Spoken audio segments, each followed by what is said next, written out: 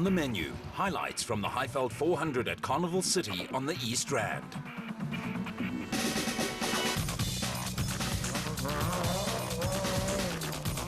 After a year out of the Loop East Rand Entertainment Centre, Carnival City Casino was back in the ABSA Off-Road Championship limelight as the venue for the Highveld 400. A replacement race for the Limpopo 400, the Highveld event was round 6 of the National Championship. Previous events based at Carnival City earned the reputation as rainmakers, but this year competitors were greeted by a bitterly cold and foggy morning as they went through the pre-race documentation rituals. The downloading of GPS coordinates is an essential safety feature in off-road racing, with the process overseen at all races by Eric Sommer. With nearly 100 competitors to process, the documentation area was a hive of activity and also served as a meeting place for competitors to renew acquaintances. In the build-up to the race, stories are swapped as everyone gears up for a busy weekend. With 4 wins in 5 races, Donaldson Nissan Navara crew Duncan Foss and Ralph Pitchford had a comfortable championship lead. You know, the goal's always the same, to go out and try and win races. We've got a healthy lead, which makes it, we've got a bit of a comfort zone there, but you know, it's always important to try and win the race, and that's exactly what you'll try and do.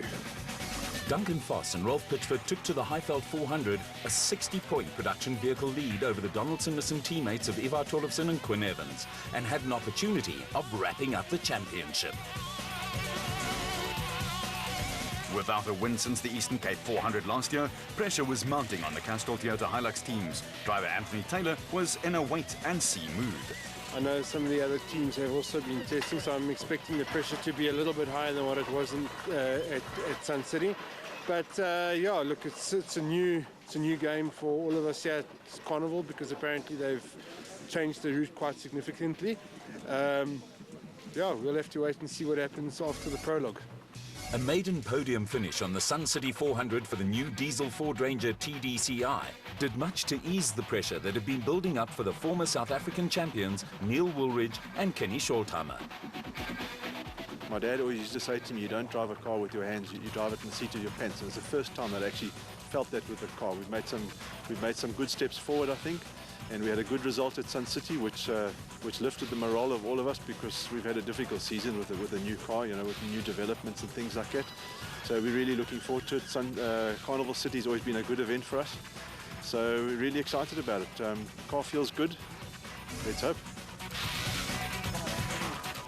There is always a festive air when the top-seeded drivers in the production vehicle category draw for start positions prior to the prologue that determines grid positions for the race proper. With clerk of the course Rex Borum overseeing proceedings, Castrol Toyota's Anthony Taylor drew the number 1 slot, with 2nd and 3rd going to Donaldson Nissan teammates Duncan Foss and Hannes Grobler.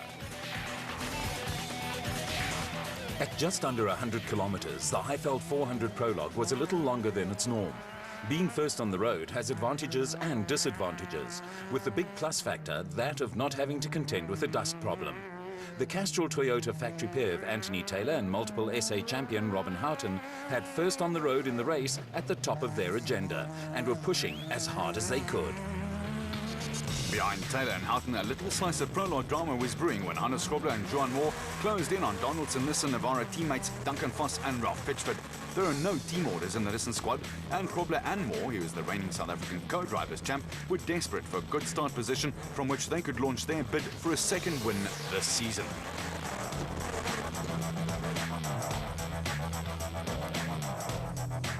Championship leaders Duncan Foss and Ralph Pitchford have had to fight back after poor prologues on a couple of occasions this season. One of their strengths has been the ability to turn disappointing Friday performances into winning performances on Saturdays.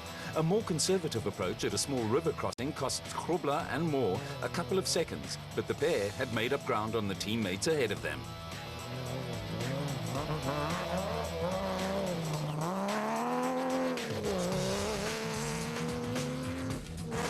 And then came the drama. Foss and Pitchford had managed to beach their Nissan Navara on a steep hump and were stranded. Without a second thought, Grobler and Moore administered a few shoves where they were needed most and freed Foss and Pitchford from their predicament.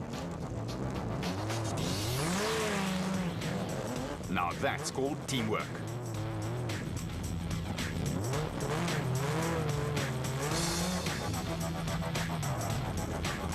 Mission accomplished, and Grobler and Moore were again on their way, but now ahead of Foss and Pitchford.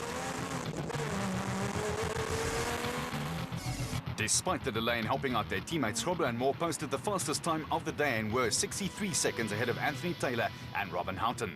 It was a blistering performance from the pair, and after more than 3 decades of piloting off-road rally and race cars, the ebullient Grobler is as enthusiastic and as competitive as ever.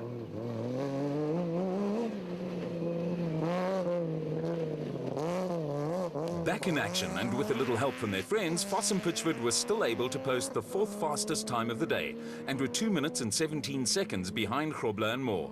In a combined field of production vehicle and special vehicle entries, it meant Foss and Pitchford would start 12th on the road. It is indicative of the man and the camaraderie that exists in off-road racing that Foss was afterwards hugely apologetic for costing Grobler and Moore time that could influence their race result on the following day.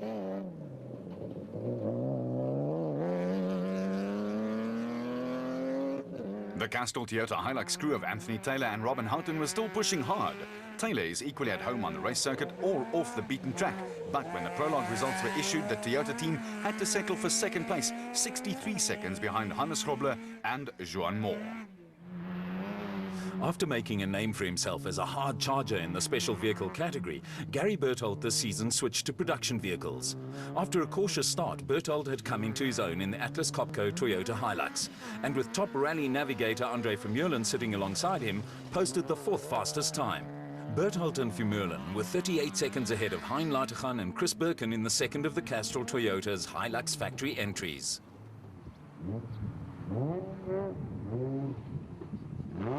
Lateghan is another driver with extensive race and rally experience. He was a late replacement at the start of the season for Marc Ronier, who decided to take a sabbatical from off-road racing to concentrate on rally and business commitments.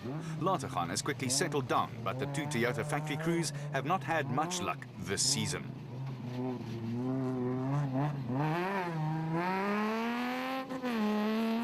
Behind the Toyota, young Louis Weichelt, in only his second outing as a driver, upstaged former South African champions Neil Woolridge and Kenny Shorthammer. Weichelt and Maret Besadenhout, out in the N1 4x4 Ford Ranger, were 6th fastest on the prologue and 9 seconds clear of Woolridge and Shorthammer. Ford is the first South African manufacturer to go the diesel route in the ABSA Off-Road Championship, and earlier in the season ran into a string of teething problems. A solid 3rd place on the Sun City 400 was a huge morale booster for the team, with the pair looking to emulate their 2007 showing when they won what was then the Carnival City 400. Also in their first season in the Premier SP class are young Pretoria crew Christian de Plooy and Henk Janssen van Vieren. They also started off cautiously, but a podium finish on the Toyota 1000 Desert Race and a solid Sun City 400 saw them go into the Highveld 400 high on confidence. Hoping to regain confidence after a disappointing run of results were Thomas Rundle and Stavros Giannakis in the second of the factory diesel Ford Rangers. A solid, if unspectacular prologue saw them come home 9th overall and provided hope for a similar performance during the race.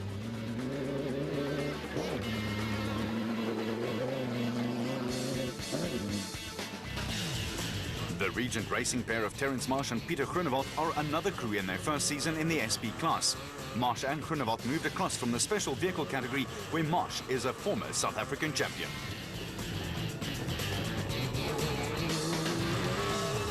Out in the ex-Duncan Fossness and Navara, now running in Regent Racing livery, Marsh and Groenewald have shown steady progress in the SP class, and another solid drive saw them complete the top 10 on the prologue. Switching from the special vehicle category to an SP class vehicle has been a steep learning curve for Marsh, who's had to adapt new driving techniques. SP class vehicles are a completely different kettle of fish to the rear-wheel drive Class A running in the special vehicle category, and making the adjustment is not an overnight process.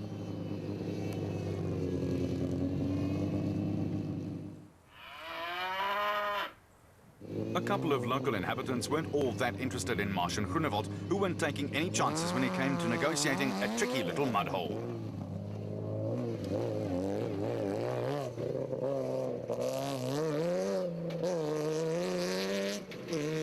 Not happy with their prologue performance were Kobus van Tonder and Rian Gwilpa in the Unifreight Ford Ranger. Van Tonder was competing under a cloud of a recent family tragedy and admitted afterwards his mind was elsewhere. Running a minute or so behind Fantonda and Guelpa were Class D winners Cliff Weichelt and Johan Smallberger in the N1 4x4 Toyota Hilux D4D. Smallberger stepped into the breach when Weichelt's son Louis took the plunge and switched to a driver role in the X Ford Ranger running in the SP class. Second in Class D and just over a minute behind Weichelt and Smallberger were Heini Strumpfer and Henry Hichu in the Micron Excel Toyota Hilux. Hot on their heels were Potchefstroom crew Dewald van Breda and Johan de Tooy in the Northam Toyota Hilux D4D, who were only 21 seconds behind the Micron entry. Van Breda and de Tooy were the 2008 Rookies of the Year and moved into Class D from the Class E ranks.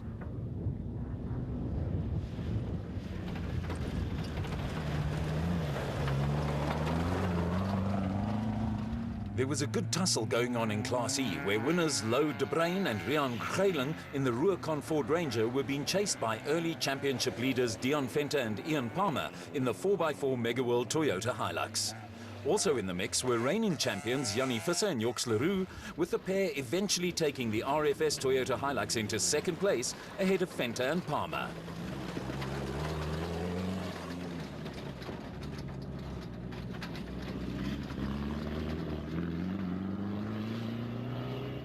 Working their way through the field were Hichu and Jaap de Bruin with the Micron Excel Toyota Hilux crew having to contend with a 15-minute penalty for missing their start time. Repairs to a faulty power steering unit on their way to the start of the prologue set the father and son team back on their heels. There were also problems for Leroy Poulter and Rob Howie, who were Class E winners at Sun City. They were stranded in the Ferodo Nissan hardbody when they fell foul of a muddy trench alongside the route.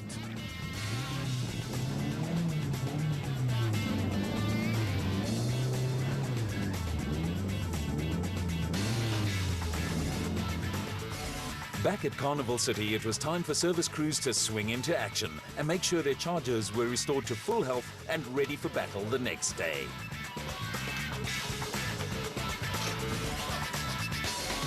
Back in action on the Highveld 400 was off-road legend Alfie Cox, who with German co-driver Jürgen Schroeder was shaking down a new Nissan Navara in preparation for next year's Dakar Rally. Well, the car was rolled out of the Nissan workshop last week, and you know we need to do a shakedown.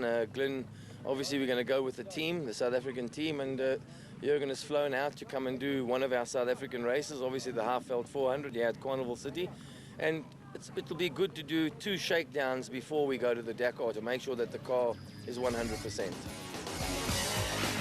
The top 10 after the prologue, with Hannes Krobler and Jean Moore in pole position ahead of the Toyotas of Anthony Taylor and Robin Houghton and Gary Bertholdt and Andre Vermeulen.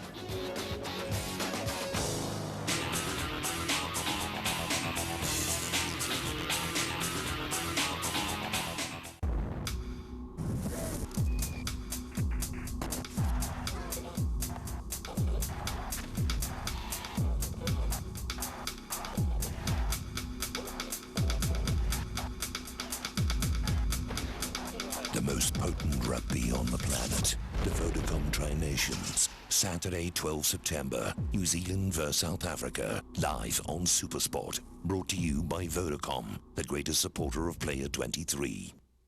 Soon, they'll be calling your name in Colombia, cheering you on in Vancouver.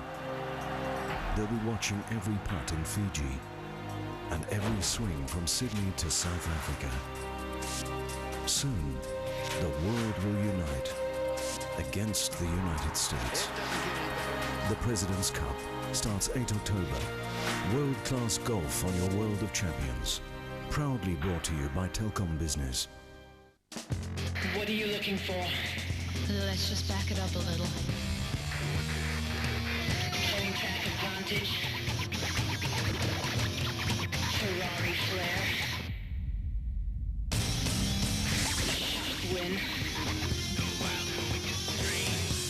What are you looking for in Italy?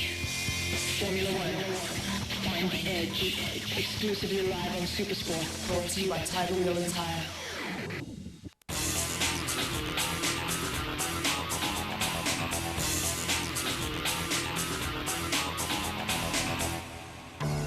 Back to Brakpan on the East Rand and back in action was former Production Car Works driver Bevan Bertholdt. Winner of the Carnival City 400 in 2006, Bertholdt was now out in a Porter in the special vehicle category. Nice to be back to come have some fun in the bush, and come play around in a Sandmaster. We haven't been in one for 5 years, so we'll see how we go, you know. Although Evan Hutchinson and Achim Bergman looked to have the championship sewn up, Comrades marathon veteran Nick Harper and son Ryan had not yet thrown in the towel and were determined to give the championship leaders a run for their money. If they do well in this race or win this race, I think that's it. They're going to win the championship. But you know, for us to win now, they've got a DNF, I think, every race till the end of the season. But we're going to carry on and try our best to give them a hard time, you know. Hutchison and Bergman took to the Highveld 400 a massive 52-point lead in the championship. Behind them, just 4 points separated the Harpers and Shamir Variawa and Siegfried Rousseau.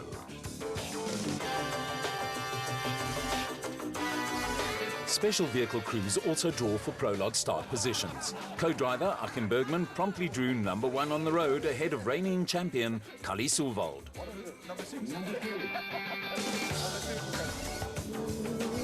Former quad racer Hutchison and Achim Bergman, who built the car, have dominated the special vehicle category this season in the Motorrad Revo 1.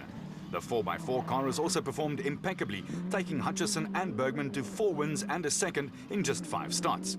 Hutchison has also branched out into the Sassel Rally Championship with great success. The motorized car was being chased by reigning champion Kali Sulvold and stand-in co-driver Simon Prinsloo in the Sulvold Racing Bat. Prinsloo was deputizing for Sulvold's son Quinton, who was busy with university exams in Stellenbosch.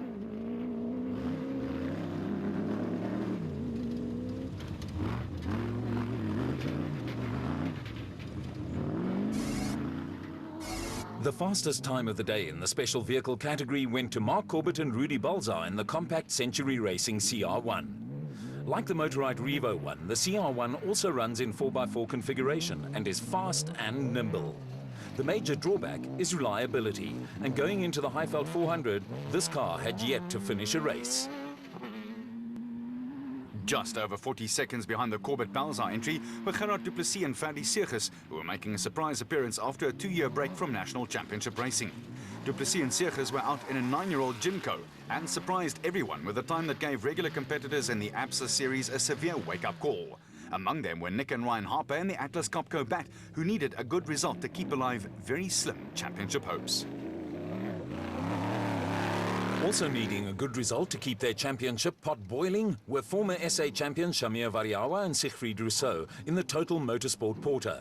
The only other crew to have won the event this season, Variawa and Rousseau were over a minute down on Du Plessis and Seegers, but were happy with third on the road for the race.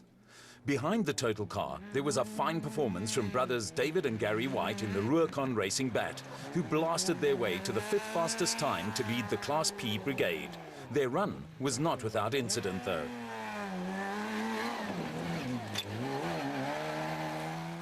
There was another solid performance from Limpopo crew Naeem Mossaji and Mohammed Molson in the Tyre Rack Jimco. Mossaji and Molson went into the Highveld 400 as one of only 4 crews with a 100% finish record.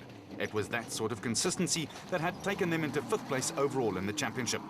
Behind the Jimco, Johan van Staden and James Rousseau in the KEC Bat were trying to get their season back on track after 2 did not finish results in a row. In a promising start to the weekend, the pair was second quickest in Class P.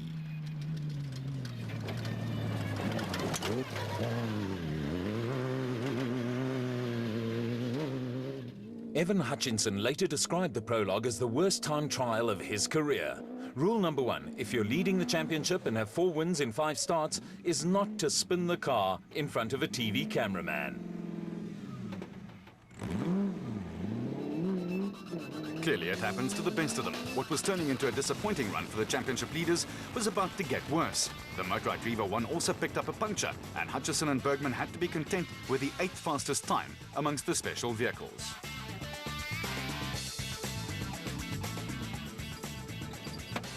There was more drama when Herman Sulvold and son Wichard suddenly ground to a halt in the Sulvold Racing Zarko. It was a frustrated Sulvold Senior, who won the South African Championship 15 years ago, who explained the problem.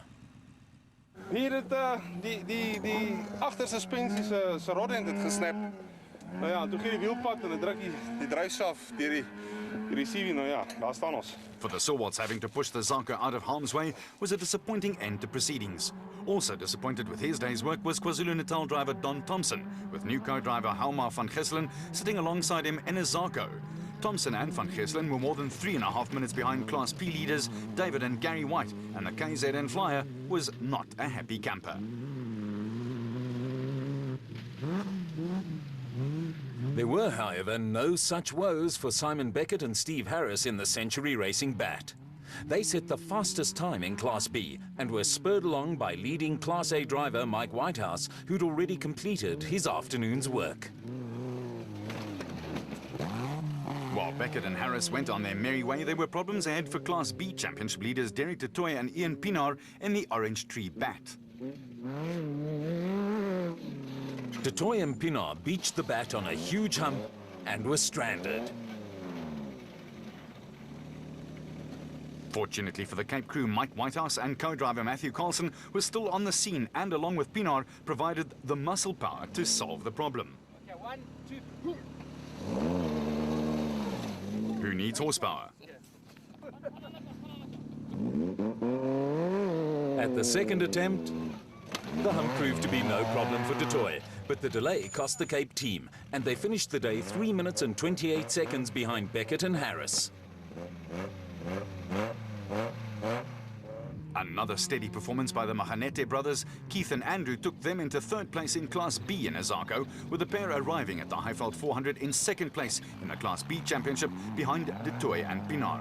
Perseverance and consistency has been the key word this season for the Mahanetes, and behind them, the hump was to claim another casualty when Johan de Klerk and Louis Pretorius arrived on the scene. When the prologue dust had settled, the big talking point was the performance of Gerard du Plessis and Ferdy Segers in the 9-year-old Jimco. Ja, dat is nogal verbazend geweest. Ons het nogal niet gedacht dat het zo goed gaan. Het was die tijden en ziet het klaar is. Maar ach, dit is maar net normaal weggereden. Het geeft niet gevoel alsof die kar wil breken. Net rustig gereden. En maar proberen op je pad blijven. En die navigatie is nogal redelijk recht met die nieuwe GPS-systemen. Maar het is nog niet voor ons, maar het lijkt me dus maar eindelijk heel makkelijk. Final results saw Corbett and Balzar less than a minute ahead of the du Plessis and Segers surprise package, with championship leaders Hutchison and Bergman languishing down in 8th place.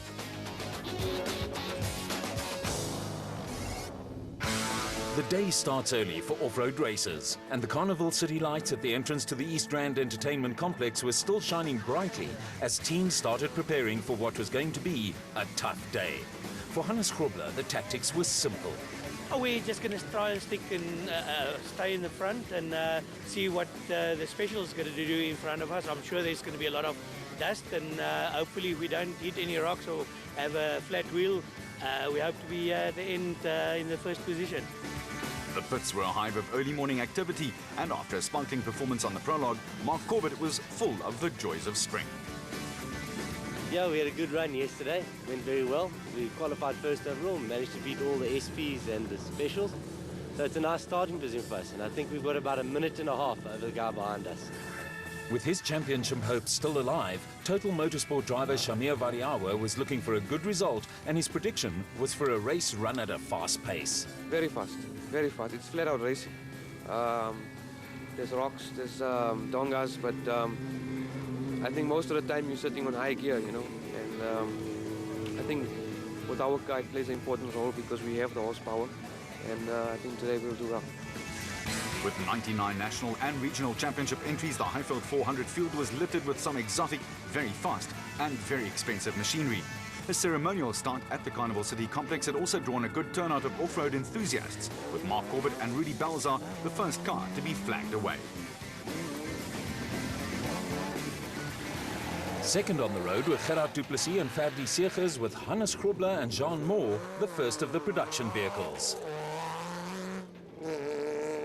There was never any doubt that Shamir Variawa's prediction of a race run at a fast pace was going to be right on the money, and Mark Corbett and Rudy Balzar were quick out of the starting blocks. The pressure was on right from the start, but the big worry for Corbett and Balzar was the reliability of the Century Racing CR1.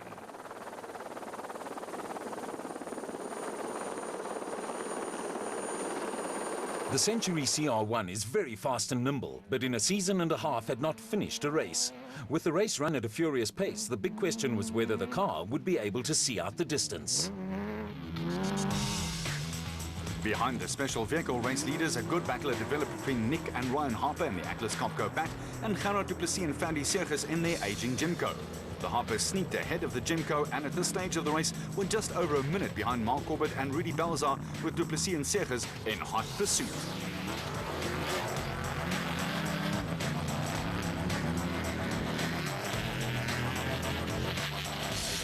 The Harper lead over Du Plessis and Segers did not last long.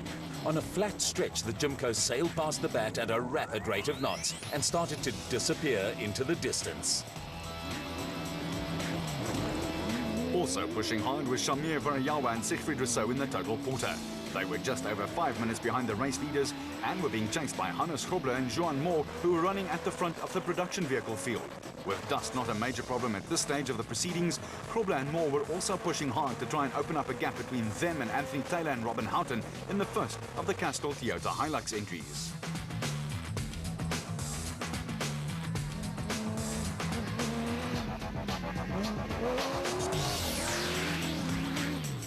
Limpopo crew Naeem Musaji and Mohammed Mulston were also not hanging around in the distinctive yellow Jimco. As hard as they were pushing and as quickly as they were going, Musaji and Mulston were being hunted down by Anthony Taylor and Robin Houghton and politely moved over to let the Castrol Toyota Hilux move ahead. Next on the list for Taylor and Houghton were Class P leaders David and Gary White in the Rubicon Bat. Overtaking without the cooperation of the car ahead is often impossible or a high-risk exercise. But the White brothers are experienced campaigners and also moved over to let the Castrol Toyota pair go through without any problems.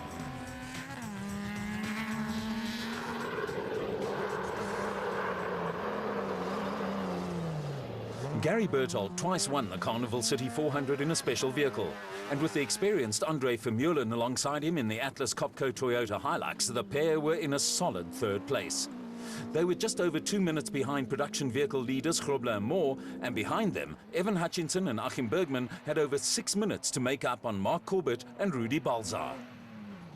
Championship leaders Duncan Voss and Ralph Pitchford were still holding down fourth amongst the production vehicle entries. The Donaldson Nissan Navara crew led a little gaggle of cars that included Van Staden and Rousseau, who were running second in Class P.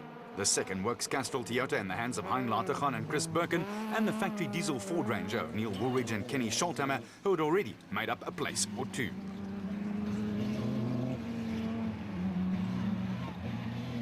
KwaZulu-Natal driver Don Thompson and Van Gesseling were on a charge in the Zarco, with Van Staden and Rousseau firmly in their sights. The Zarco was being chased by Louis Weichelt and Meret Besadenhout, with the team burning the midnight oil after the prologue to replace the gearbox. Hot on the heels of the Ford were Regent Racing pair Terence Marsh and Pieter Groenewald, who were going along steadily in the Nissan Navara.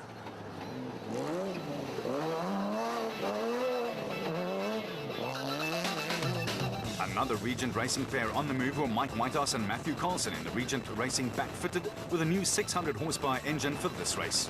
A disappointing prologue saw them start 14 minutes behind Mark Corbett and Rudy Balzar, but they were on a charge and steadily working their way through the field.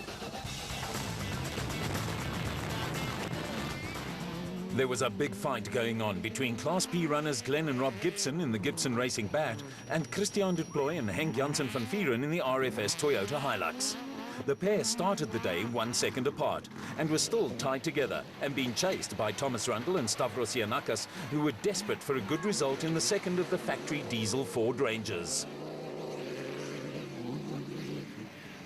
Simon Beckett and Steve Harris were going along steadily at the front of Class B in the Century Racing Bat and held a slight advantage over veterans Bodo Berthold and Philip Herselman, who were part of the Class P fight in the Atlas Copco Bat. Right behind them were Class D leaders Cliff Weichelt and Johan Smallberger in the N1 Toyota Hilux D4D. They were in turn being chased by Dewald van Breda and Johan de Tooy in the Northam Toyota D4D, and Class E leaders Lau de Bruin and Rian Greiling in the Rubicon Ford Ranger. Aerial footage from the helicopter, sponsored by Boerters Vervoer and 60 kilometers into the first of the 2 loops that made up the race, all was still well for special vehicle leaders Mark Corbett and Rudy Balzar. Behind them, there was trouble looming with Gerard Du Plessis and Ferdy Segers simply flying in the Jimco. They'd narrowed the gap down to 18 seconds, and Shamir Variawa and Siegfried Rousseau were also still very much in the picture in the total porter. Former champion Hannes Grobler and Johan Moore were still running at the front of the production vehicle category, but retirement was just around the corner, and with it, any lingering hopes they had of mounting a late championship charge. A broken side shaft saw Grobler and Moore pull off on the side of the road with their race over.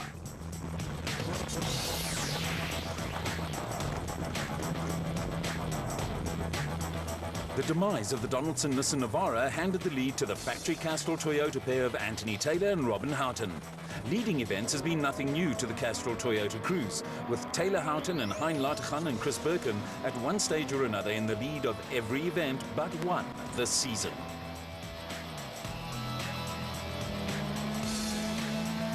The reliability problem that has plagued both factory Castrol Toyotas then again reared its ugly head. Lateghan and Birkin retired with electrical problems and were joined by Taylor and Houghton just a bit later when a component failed suddenly, leaving the Toyota with no steering.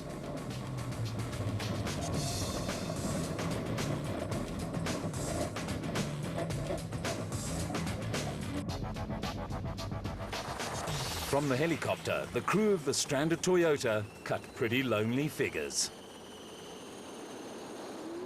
Naim Mosaji and Mohammed Molson were still pushing hard in the Tyre Rack Gymco, but the Polokwane-based crew were gradually being hauled in by championship leaders Evan Hutchison and Achim Bergman in the Motorrad Revo 1. Hutchison and Bergman had cut the gap between the two cars from 90 seconds at the start to just over 40.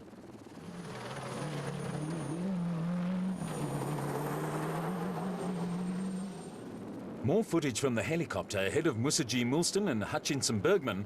The Atlas Copco Toyota Hilux of Gary Berthold and Andre Vermeulen was now leading the production vehicle field. Berthold and Vermeulen were right on the heels of Class P leaders David and Gary White, and lurking ominously behind were championship leaders Duncan Foss and Rolf Pitchford, with the Donaldson-Nissan crew only 11 seconds behind the Atlas Copco entry. Matters were starting to hot up. The retirements of Grobler and Moore in the two Castrol Toyota cars had lifted Neil Woolridge and Kenny Scholthammer into third in the factory Ford Ranger TDCI. The 2007 Carnival City 400 winners looked to be on track for another good result and were ahead of Class P runners Johan van Staden and James Rousseau, as well as Louis Weichelt and Maret Besaidnout, who had a few close shaves threading their way through a herd of cattle.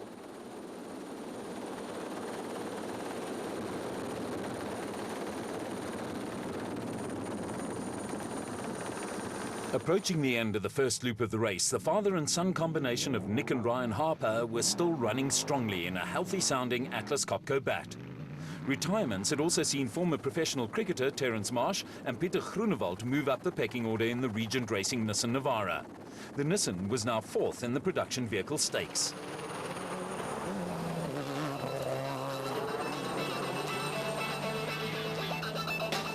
The Regent Racing crew of Mike Whitehouse and Matthew Carlson were continuing their steady rise through the field.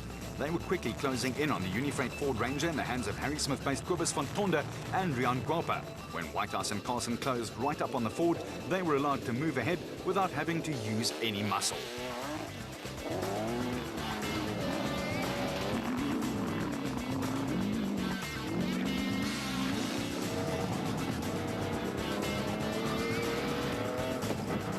The father and son KwaZulu-Natal crew of Glenn and Rob Gibson were still going strong in the Gibson Racing bat and had a friendly wave for our cameraman.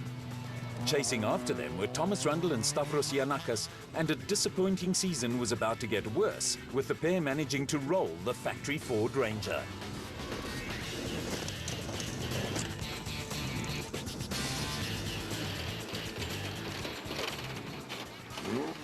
Bodo Berthold, father of Gary and Bevan, and Philip Herselman were holding down a solid midfield place, but made a meal of a tricky mud crossing.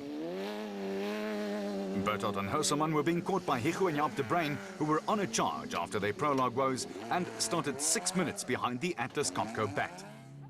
The Century Racing bat in the hands of Simon Beckett and Steve Harris was still leading Class B. Behind them, Thomas Rundle and Stavros Giannakis were going again on the second of the factory diesel Ford Rangers, sounding healthy enough, but looking decidedly worse for wear. The Free State crew of Louw de Bruin and Rian Kreiling were still leading Class E in the Rurikon Racing Ford, with Class B championship leaders Derek de Too and Ian Pinaar hot on their heels in the Orange Tree bat. Behind the Cape team, the Potchefstroom pair of Dewald van Bedar and Johan de Tooy had moved into the Class D lead in the Northam Toyota Hilux.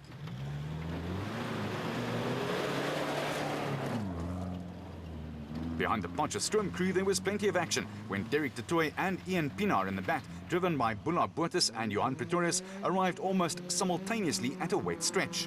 There was mud flying every which way, and it was Botha and Pretorius who came off second best. Cliff Weichelt and Johan Smallberger were still running, but were now just over 2 minutes behind De Walt van Breda and Johan de Tooy, and steadily losing ground. Weichelt and Smallberger were also coming into the clutches of reigning Class E champions Jannie Visser and Joks Leroux.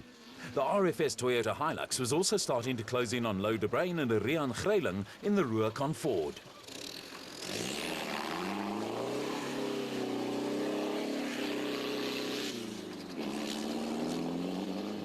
Dakar Rally stalwarts Ivar Tollefson and Quinn Evans were also fighting back after a disappointing prologue that saw them start the day nearly a half an hour after time trial winners Hannes Grobler and Johan Moore. Overheating problems were hampering progress, and they were doing battle with the likes of early season Class E championship leaders Dion Venter and Ian Palmer in the 4x4 Mega World Toyota Hilux. It was also heavy going for Alfie Cox and Jürgen Schroeder, who were debuting the new PS Laser Nissan Navara in preparation for next year's Dakar Rally. Brothers Keith and Andrew Makanete were in the same boat in the Zarko, but were again showing admirable tenacity and the determination that has characterized their season. Behind the Machanetes, progress for Leroy Polter and Rob Howie in the Feroda Nissan Hardbody was temporarily halted as they tried to find a way around the RFS Toyota Hilux of Christian de Plooy and Henk Janssen van Vieren, which had also rolled. We just slipped this little bridge here and we fell over onto the left-hand side. Luckily there was some other spectators that helped us out, and earlier we hit a rock and the rim bent around the calipers, so we lost a lot of time, and now the power steering's gone and there's almost no oil left in the engine, so we're just going to call it a day. After 4 non-finishes in a row, former Blue Bulls scrum half Coetzee Labuschagne and Johan Gerber won the Sun City 400. The Raysonics Nissan hardbody pair were now 3rd in Class D and in line for another good result.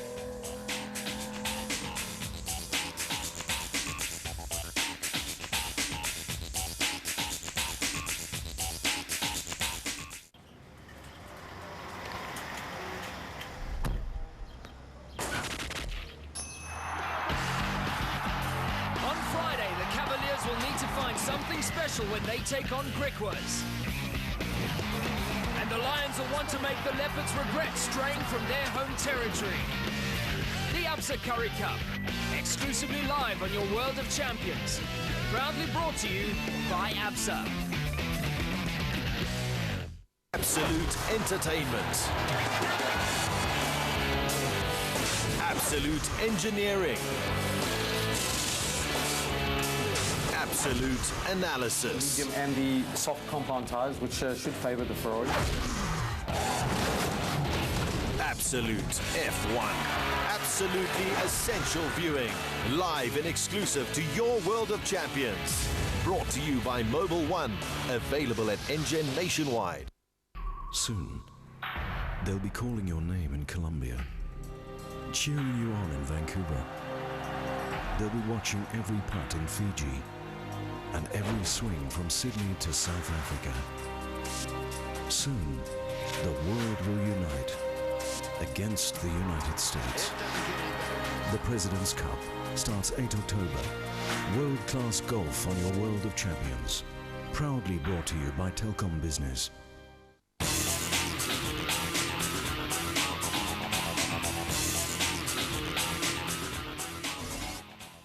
The Highveld 400 continues, and first into the designated service area was the Century Racing CR1 of Mark Corbett and Rudy Balzar.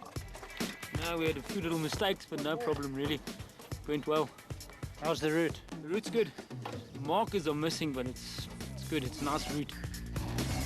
Only a few seconds behind Corbett and Balzar was the Jimco of Gerard Du Plessis and Ferdy Segers. Dis vinnig. Ek sê baie die maak oor daai vierwieldryf hier van hom loop. Ek sukkel om by hom te kom. Maar die ongeluksheid kom nou 'n bietjie deur. So was hy wat maak die tweede helfte. With his prediction of a fast race coming true, Shamir Varayawa was set to make a move on the leaders during the second loop. We've been battling to pass Nick Harper now for the last 30-40 kilometers, but eventually he made a mistake and we got past him. And yeah, now I think it's open road for us, so let's see. You're going to start pushing in the second loop? Definitely going to push. We're definitely going to go all the way out. Leading the production vehicle field were Gary Berthold and Andre Vermeulen with the Atlas Copco Toyota showing some battle scars. Yeah, it's been an interesting one. To be the first car into the DSP at the moment is a fantastic feeling. It's close racing out there. Taking on these factories is a tough job, but we seem to be holding it together. Only seconds behind the leaders, Duncan Foss and Ralph Pitchford were prepared to play a waiting game. We've been really battling to get past some of the space frames. Some of the guys' screamers aren't working. But yeah, we just try and stay on the road, keep it together, and Gary's just in our sights in front of us, so we're just biding our time at the moment. Neil Woolridge and Kenny Shorthammer were up into third, with Woolridge in a happier frame of mind than on the prologue. Since my biking days, I've always battled. When there was long grass or anything like that, I used to battle in the long grass. I don't mind dust or mist or anything like that, but just when I'm not sure exactly where I'm going, I really battled, and yesterday was just a nightmare for me. So we made a couple of changes to the car last night, which seemed to have made a couple of improvements, and I'm feeling that much better today. So we're halfway around, and I think we're in third place, so we've just got to keep up the pace and do another one. Up and down pit lane, there was plenty of activity as service crews scrambled to sort out minor or more serious mechanical problems. There is a compulsory 15-minute stop for each team, and after that, the race clock starts running again. While drivers and co-drivers snatch a welcome snack and a drink, they keep a watchful eye on service crews and the clock. For the lucky crews, the visit to the DSP is free of hassles and is merely a refuel stop and a welcome break in proceedings. It's still going well. We're picking up a little bit of pace better than yesterday. So the thing is, we're just racing against ourselves. There's nothing coming behind us, there's nothing ahead of us. So it would be nice if we were to catch someone at least. At the end of the first loop, there were just 11 seconds between Berthold Vermeulen and Force and Pitchford. The Woolridge Shorthammer Ford was third, and the race was on in the production vehicle category. The race certainly was also on in the special vehicle category, with Corbett and Balsar just 18 seconds ahead of Duplessis and Serges. Another 95 seconds in arrears were Variawa and Rousseau. It did not take long after the restart for the Century Racing CR1's reliability bogey to again thwart Mark Corbett and Rudy Balsar. It was their 14th non-finish in a row, and the departure of Corbett and Balsar left Gerard Duplessis and Ferdy Serges firmly in the lead, with Shamir Variawa and Siegfried Rousseau on a charge that saw them narrow the gap between first and second to 70 seconds. Championship leaders Evan Hutchinson and Achim Bergman were now into third, but over 4 minutes adrift of the leaders. On the production vehicle front, Gary Berthold and Andre Vermeulen were still clinging to a narrow lead in the slightly battered Atlas Copco Toyota Hilux. Charging after them were championship leaders Duncan Foss and Ralph Pitchford, with a gap between the two cars just 14 seconds, with the Donaldson Nissan team looking for its 6th win in a row. The Ford Racing Ranger, in the hands of former champions Neil Woolridge and Kenny Shorthammer, was still third, and just over a minute behind the Foss Pitchford Nissan Navara.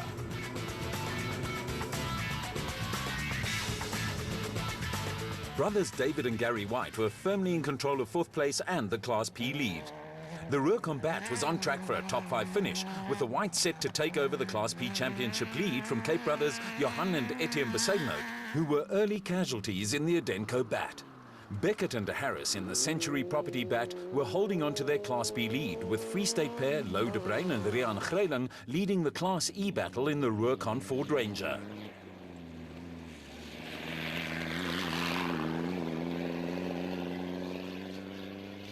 In a seesaw Class D scrap, Cliff Weichelt and Johan Smallberger, despite their role, were back in front in the N1 4x4 Toyota Hilux.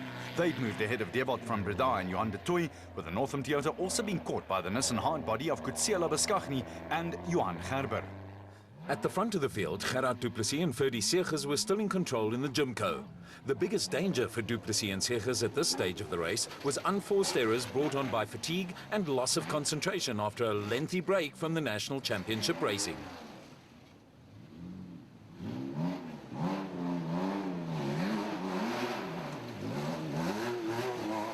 Duplessis and Serges also had to resist pressure from Shamir Variawa and Siegfried Rousseau. The Total Porter pair were pushing as hard as they could and were gradually whittling away at the lead of Duplessis and Segers, and that they held at the designated service point. The battle between the Jimco crew and the Porter team was shaping up for a close finish, while behind them, championship leaders Evan Hutchison and Achim Bergman appeared to have settled for a safe third and valuable points that would place them in an impregnable position in the title race. For the Motorrad Revo pair, a disappointing prologue was starting to prove to be too much of a hurdle to overcome.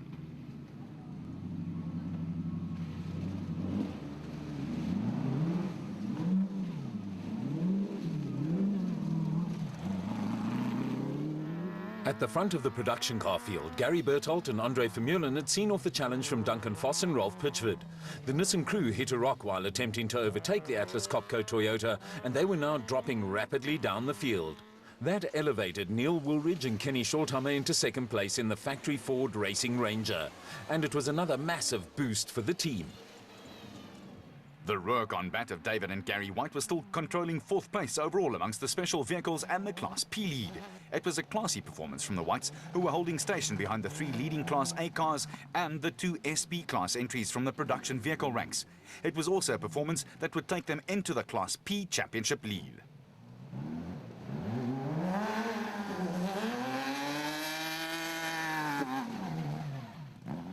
There was also an impressive performance from Mike Whitehouse and Matthew Carlson in the Regent Racing Bat. After starting around 14 minutes behind the prologue winners, the brothers-in-law had spent the day gradually working their way through the field and were up to 5th overall in the special vehicle category and 4th in Class A.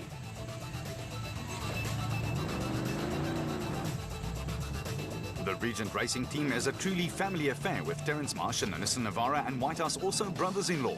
Whitehouse and Carlson had also moved ahead of Nick and Ryan Harper, who did not do their cause any good by falling into a ditch 500 metres from the designated service area. And the father and son combination were now 6th in the special vehicle category. Don Thompson and Helmar van Geerseling had also had a good day in the Zarco and were now a solid 2nd in Class P, with plenty of daylight between them and third-placed Archie Rutherford and Craig Doubtfire in the Regent Racing Bat. Rutherford and Doubtfire also had plenty of time in hand over former SA champions Richard Schilling and Chris Davies, who were 4th in class in the Ace Co. There were major problems for another Class P crew, with Bodo Berthold and Philip Herselman tossing the Atlas Copco Bat into a river. And things weren't much better for early Class B leaders Simon Beckett and Steve Harris in the Century Racing Bat. I don't know, ask the navigator. He thought the road up ahead was blocked. And this was like the only, shortcut to get around the blockage up by the bridge. Obviously didn't work. It's in situations like this that off-road co-drivers come into their own and always have a snappy explanation and rather clever repartee for the predicament. When Steve Harris emerged from inside the half-submerged bat, he didn't disappoint. It's too serious. So, Mr. Navigator, what's the navigation problem? Well, normally when there's a problem, it's like, keep going left till you come right. This time we didn't get it right. It was very, very wrong. Believe it or not, they continued, and so will we.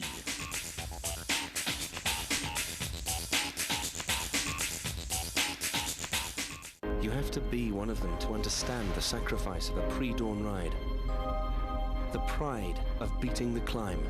You have to be one of them to endure the pain of training, to experience the thrill of a peloton, to become one with the bike. This is the reward of cycling. You are one of them, and that's why you'll love La Vuelta a España. Daily highlights, only on Supersport. Sponsored with pride by MTN. There's nothing bigger than DSTV this September. It's the last Grand Slam of the year, and Roger will be back at Flushing Meadows to try and make it 6 US Open titles in a row. Catch this record run live on ESPN. Football's giants go head-to-head in the planet's greatest club tournament. All the massive UEFA Champions League matches live. World football lives on Supersport. Tune in to ESPN Classic to relive the great moments from some of the colossal events that changed sports history. It's a massive tournament for the top 8 leading cricket nations. Graham Smith and his men will fancy their chances in front of their home fans. Watch every defining moment of the 2009 ICC Champions Trophy live. The huge sounds of the Vuvuzelas will fill up the stadium when the two giants of Mzansi football meet up in the MTN 8 final. It's Super Disky, a sporting lineup bigger than you can imagine on DSTV. You get models, and then you get supermodels. You get heroes, and then you get superheroes. You get bikes, and then you get super bikes. Raw power, extreme action, and extraordinary talent. See what separates these guys from the rest. The 2009 Superbike season, exclusive to Supersport, and proudly brought to you by GoGP.org.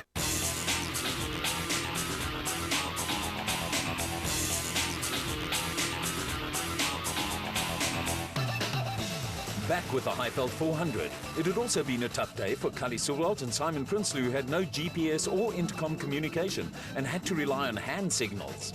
Naeem Musaji and Mohammed Mulston ran into problems when a bolt on the tyre rack Jimco steering rack broke, while Terence Marsh and Peter Groenewald, running third in the production vehicle category, were plagued by constant overheating. Former SA champions Richard Schilling and Chris Davies were having a solid outing in the ACECO, with the Class P crew being chased by Derek Tatoy and Ian Pienaar, who were now leading Class B, courtesy of the error by Simon Beckett and Steve Harris. The Cape crew were now staring at their third victory in a row. Ivar Tollefson and Quinn Evans were now leading Donaldson Nissan's entry, with the overseas pair also battling with constant overheating. The Nissan was being closed in on by Class E leaders Yanni Visser and Yorks Leroux, who were looking for their first win of the season. The RFS Toyota crew had fought a running battle with Dion Fenter and Ian Palmer in the 4x4 Mega World Toyota Hilux. Behind the two Class E cars, Louis Weichelt and Maret Besaidnout were thinking of nothing more than a second successive finish in the N1 4x4 Ford Ranger.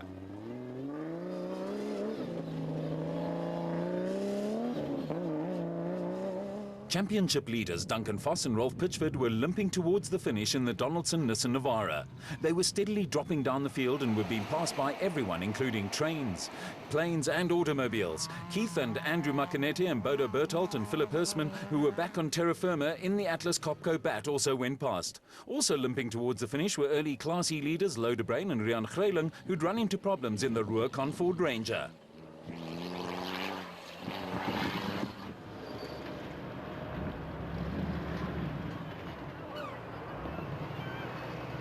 Bullard Boertes and Johan Pretorius had spent most of the day in the Boertes Vervoer Bat in other people's dust, with their race nearly ending in disaster. The space frame cars are not known for their small turning circles, but all was well that ended well for Boertes and Pretorius, who were in their first season of national championship racing. Behind them, it had been a day of character building for Herman and Wichert Silwald, and a litany of problems ended, with the Silwald Racing Zarko developing a misfire just 50 kilometers from the finish. There was a festive air among spectators lining the route and plenty of encouragement for crews battling it out in tough conditions.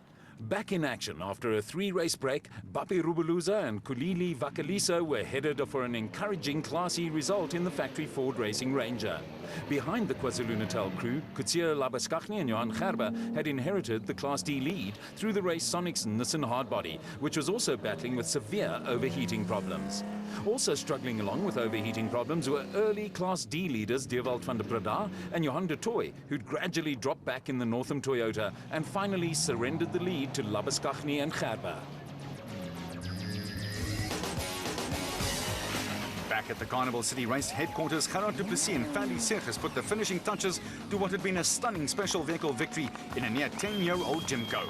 Right on their heels were Shamir Variawa and Siegfried Rousseau in the Total Motorsport Porter. And when all the figures were finally totaled up, only 16 seconds separated the two cars.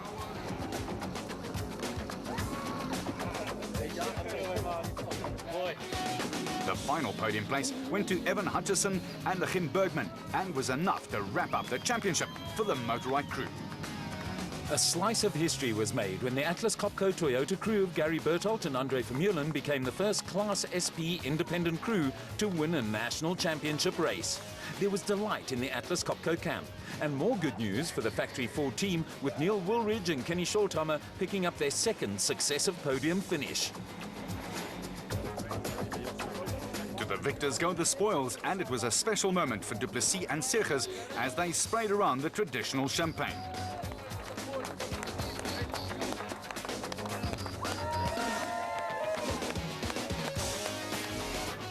Ek sê vanoggend maak kom dit was voor ons en hy het gery met 'n harde spoed en dan het ons hom maar heeltyd probeer volg en 'n bietjie pressure gee om hy dit goed hanteer.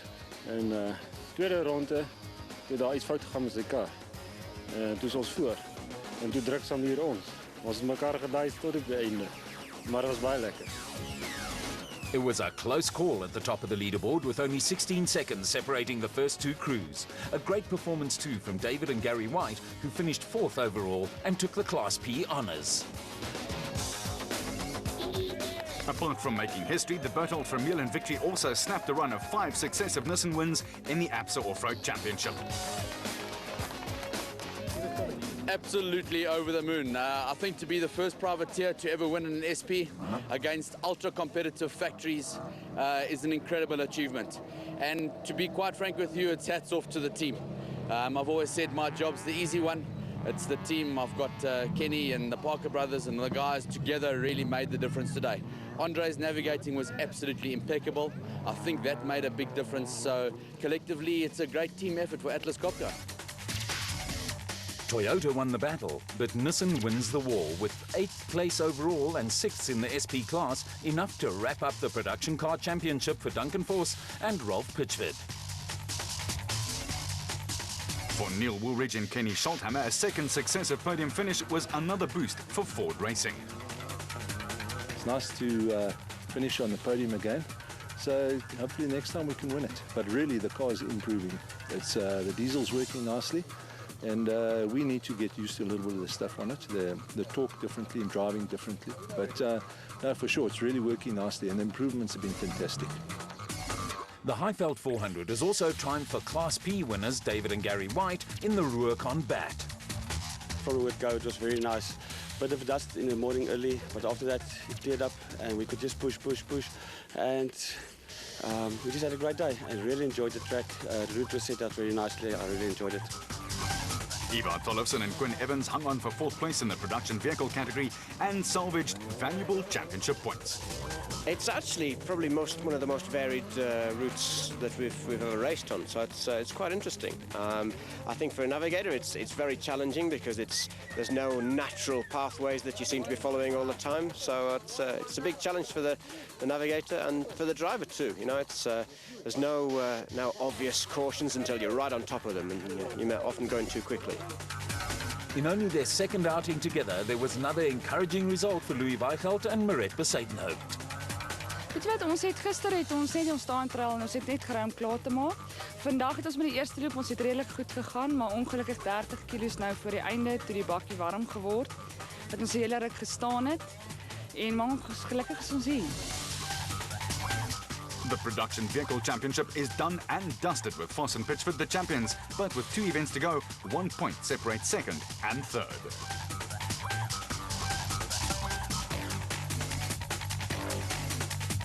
The Highveld 400 also settled the special vehicle championship for Evan Hutchinson and Achim Bergman. But again, there's a good battle for 2nd and 3rd.